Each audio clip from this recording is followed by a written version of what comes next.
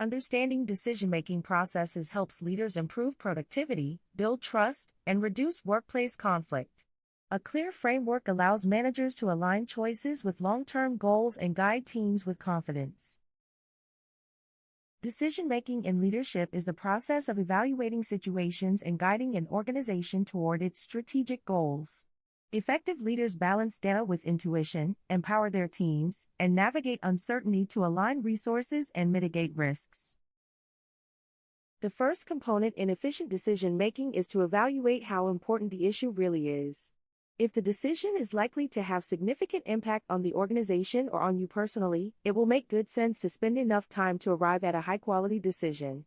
If the issue is rather trivial, if the downside risk is low, do not worry and don't spend too much time on the decision. You can determine the importance of particular decisions based upon how you answer each of these questions.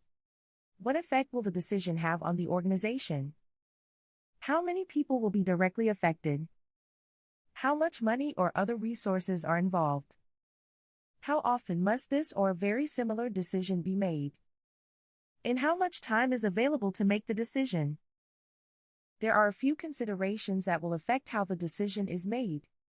Decisions which are very important to the organization and which affect many people, such as the decision to restructure a department, are very important and should be weighed carefully. Similarly, a decision that will require spending large amounts of resources to implement the decision must be considered very important, as is a decision which will have a long-term impact. Time constraints, of course, sometimes impose limits on how carefully you can deliberate. Sometimes a decision must be made immediately in order to capture a competitive advantage. Other times, things that appear to be problems will simply go away by themselves. Some leaders have been very effective at learning techniques of creative procrastination. Workplace decisions can be accomplished in many forms. The determination for the method to be used is oftentimes based on time and consequence. A leader must understand the effects and be flexible to use the right decision-making method. There are some decisions that must be made by the leader working alone. Others can be much more effectively developed in consultation with other people or via group involvement. Decision-making approaches can be categorized into three general classes. A types, where the supervisor makes the decisions working alone. This is essentially an autocratic leadership style. C types, where the supervisor makes decisions after consulting with other individuals who may be affected. In G types, where the supervisor uses the group process involving many people in developing a decision. Management theorist Victor Vroom has identified 5 management decision-making styles that coincide with A-type, C-type, and G-type decisions. They are: A1. The leader makes the decision, using the information available at the time. And A2. The leader gets necessary information from subordinates and then makes the decision. Subordinates may or may not be told about the problem or the decision. C1. The leader shares the problem with subordinates on an individual basis, requesting their suggestions and ideas without bringing them together as a group.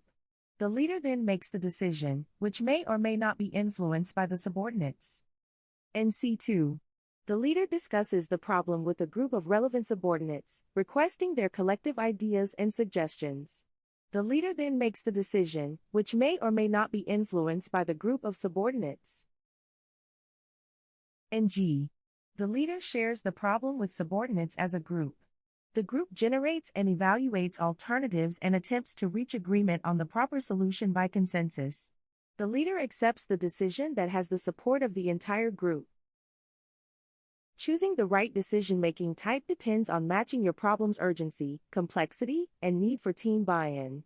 Each decision-making type has advantages and disadvantages that must be considered when choosing which to use. The advantages for each decision-making style include: A types. Having the leader make a decision with no or minimum involvement of the employees is the fastest method. In an emergency, this type of decision-making may be the only alternative. In non-emergency situations where time is critical, A-type decision-making may be the most practical. C-types. The advantage of consulting, whether or not the information is used by the decision-maker, is that it does allow for individual or group input.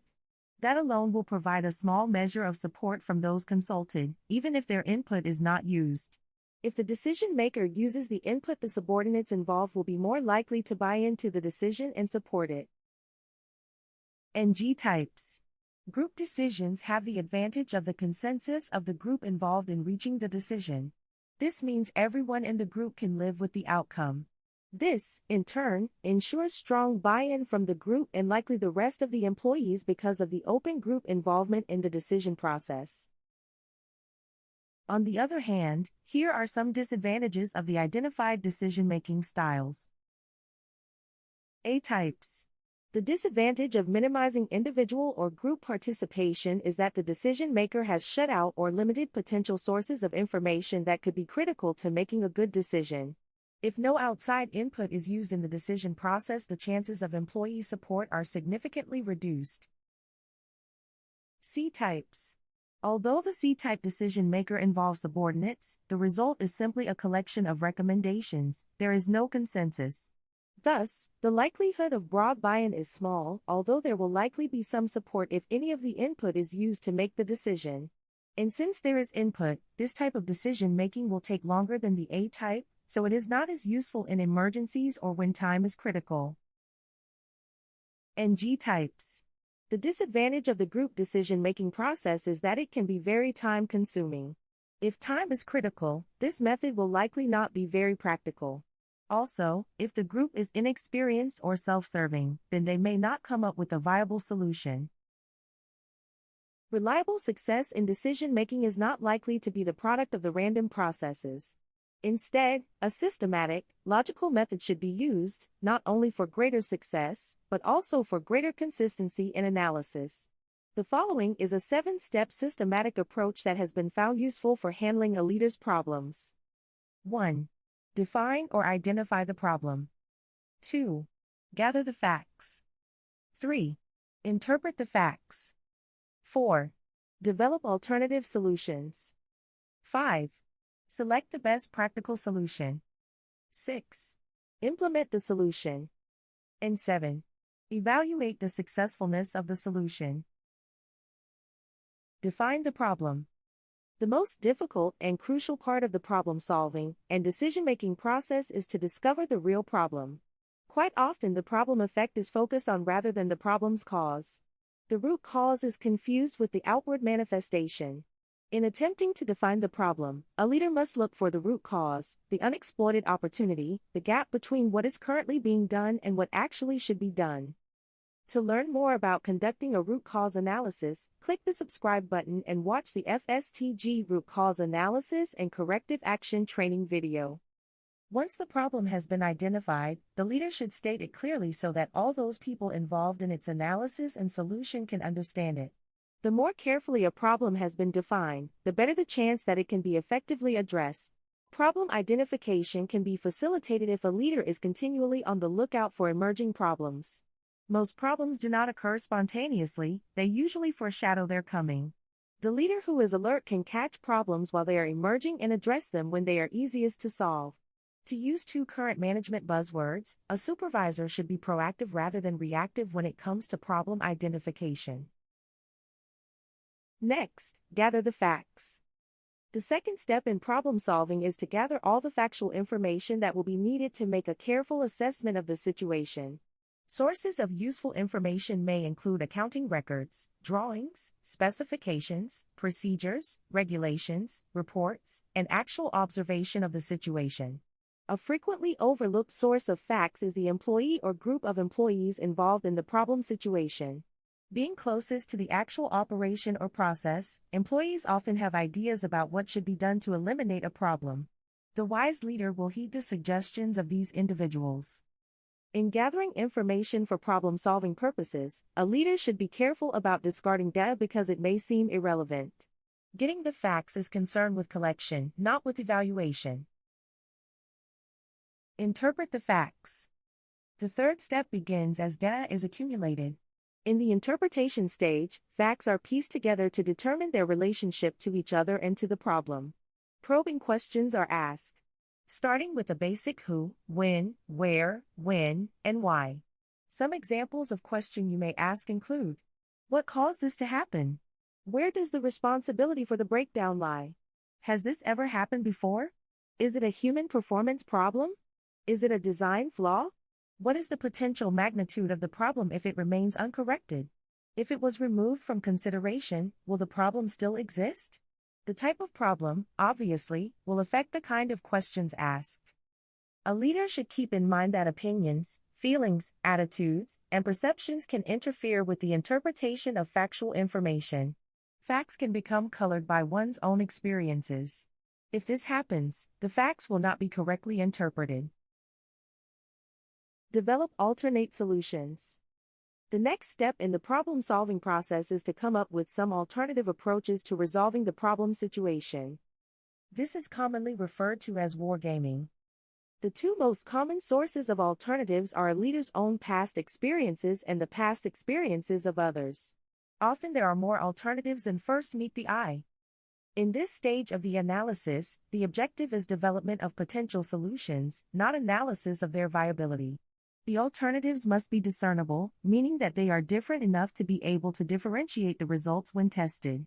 And it is important to remember that just because an alternative has never been tried before should not prevent a leader from suggesting it as a possible solution. You may be wondering how many possibilities should be developed? Enough so that the full array of possibilities has been contemplated. Generally, a minimum of 3 is best to be able to analyze properly. In some cases, it may be as many as 5 or 6. Sometimes the cost or complexity of the problem may determine the number of solutions that can be investigated.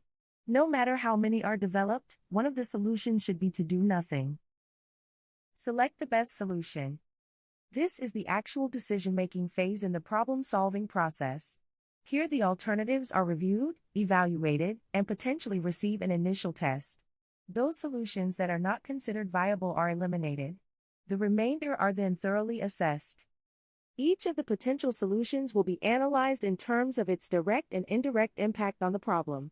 Tangible considerations such as costs, production rates, cash flow, delivery schedules, and rate of return are evaluated. Intangible or qualitative factors include impact on employee morale, potential resistance to a new procedure, and effect on work group solidarity.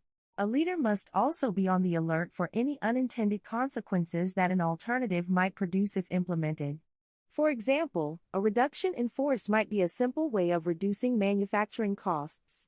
But if the productivity of remaining workers drops because of low morale resulting from the layoff of other workers, the solution may produce an even worse problem than the one it was supposed to cure. Any benefit to be produced by the alternative solution must be carefully weighed against the costs associated with that solution. If the costs outweigh the benefits, the search for a suitable alternative must continue. At the completion of this stage, a practical solution should be recommended. It should be noted that a combination of components of various alternatives should be considered. Implement the solution. Once a corrective action has been selected, the next step is to put it into operation. The proposed solution should be implemented as expeditiously as possible to reap its full benefits and eliminate the problem it is intended to correct. Delay may allow the parameters to change, which may change the currency of the data collected, skewing the entire process. However, a change management process should be utilized where the stakeholders affected by the implementation of the solution must be notified, trained, and prepared. To implement a solution without an adequate process is a recipe for disaster. Communication is vital. The solution will meet less resistance and will be more successful when everyone concerned knows why, how, when, where, what, and who will be affected by the implementation of the solution. Remember, it is not the change per se that upsets people. It is the way it is implemented. And evaluate the results. Once the solution has been implemented, the process is not over. An evaluation of the results should be conducted and documented for use in future problem-solving processes. Additionally, if the problem was not solved, and there was no evaluation, how would you know? Quite often the best solutions in a controlled environment do not work out as they were expected when operationalized. Quite often the best solutions in a controlled environment do not work out as they were expected when operationalized. Or it may fix the problem over the short run, and the problem will creep back over the long term. Therefore, it may be beneficial to monitor the solution for a while to determine the long-term effects. Decisions are very often imperfect, especially for the inexperienced. There are several common mistakes leaders tend to make when making decisions that can be avoided with awareness. These include: first is making decisions when no decision is necessary. Sometimes leaders think they must make a decision to act just because there is an issue or things feel stagnant. Creative procrastination may let minor challenges work themselves out. It is the deliberate choice to ignore low-value decisions to focus on higher priority ones, or intentionally delaying one to allow ideas to incubate and spark divergent thinking. Do not be in a hurry to make a change for change's sake, especially on a perceived problem is not causing any damage or getting worse. Another is making multiple decisions about the same problem. At the end of the decision-making process, there should usually be one result. If you try to implement multiple alternatives, wasted effort, system clashes, and confusion will likely be the result. And a whole bunch of new problems are likely to follow. Finding the right solution but for wrong problem. Where do you think the problem solver went wrong with this one? If you were to say they did not effectively define the problem, you would be right. The solution is easy: go back to step 1 and go through the process again. It happens for a couple of reasons. One is solution jumping or rushing to execute a favorite fix or tool before fully exploring what is broken. Another is treating symptoms by fixing the visible surface friction rather than tracking down the deeper root cause. And they can be the result of false assumptions, believing you already know the issue without really analyzing it. Failing to follow through on implementation. There is no reason to invest time and energy into a decision-making process if you are not going to follow it through. This often happens due to poor planning, lack of accountability, and unclear daily steps.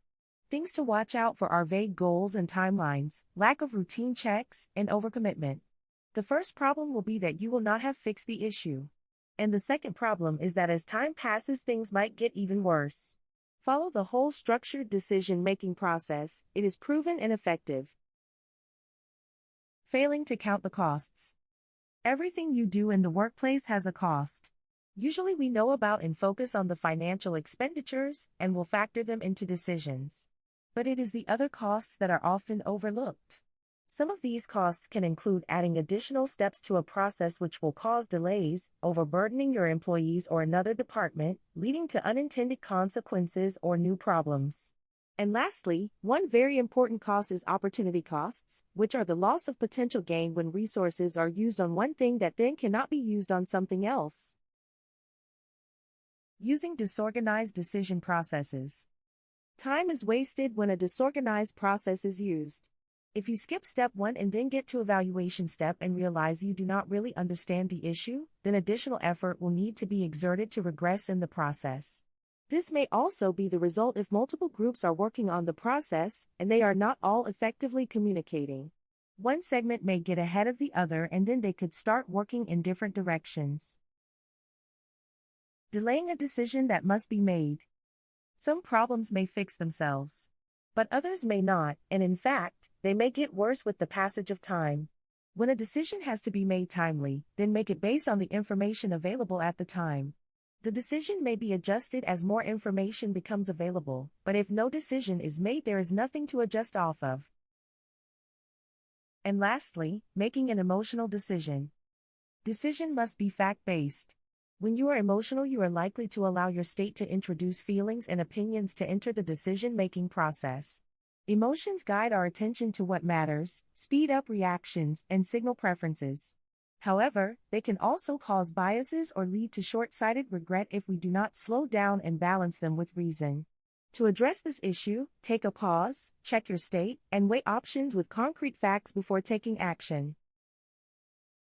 Mastering organizational choices requires a specific mix of capabilities and frameworks.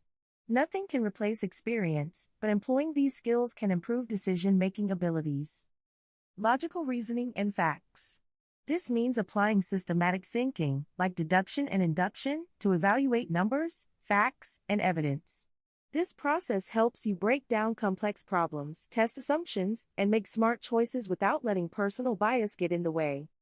Emotional intelligence. It means recognizing, understanding, and managing your own feelings and the feelings of others, so you can blend logic with empathy. Key steps include self-awareness, self-management, and social awareness. By tuning into emotions rather than ignoring them, you avoid impulsive reactions and make choices aligned with your true goals.